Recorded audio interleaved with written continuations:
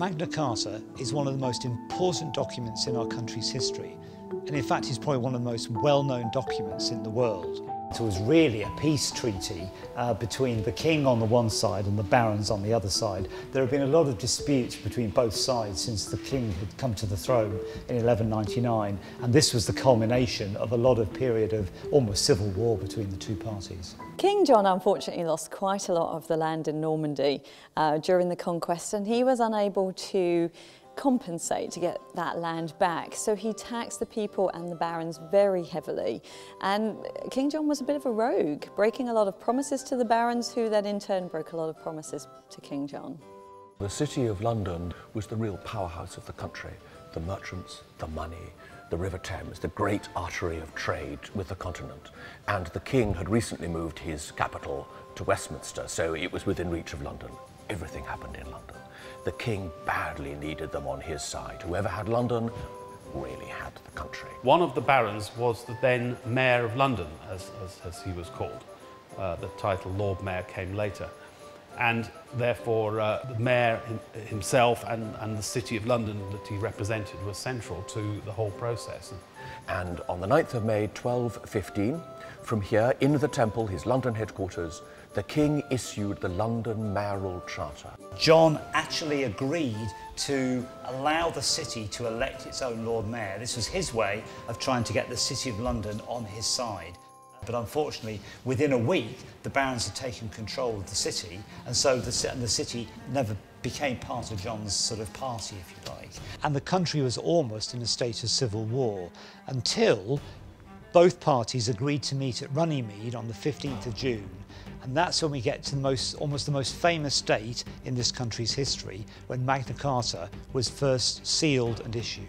Fundamentally, the Magna Carta is the source of the idea of a restriction on the rights of the head of state, the crown, the monarch, whoever it might be, to run things as they want. And related to that, more generally, the rule of law. And of course, the rule of law, the idea that law decides things, is central to the way that the United Kingdom runs and many other countries, but also central to a successful commercial and business centre.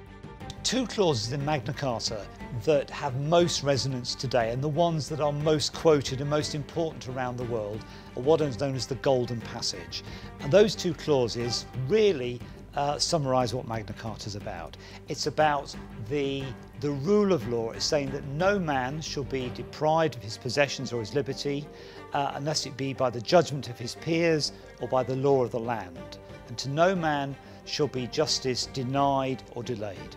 London, of all places in the country, has its own clause about its own ancient liberties and customs, which were confirmed by Magna Carta. No other place in the country has that kind of clause for it.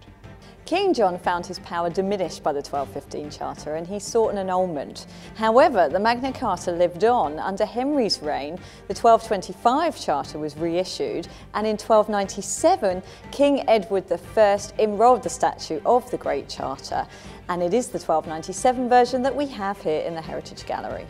We wanted to mark the start of the 800th anniversary year by showing that to the people of London in the traditional Lord Mayor's show.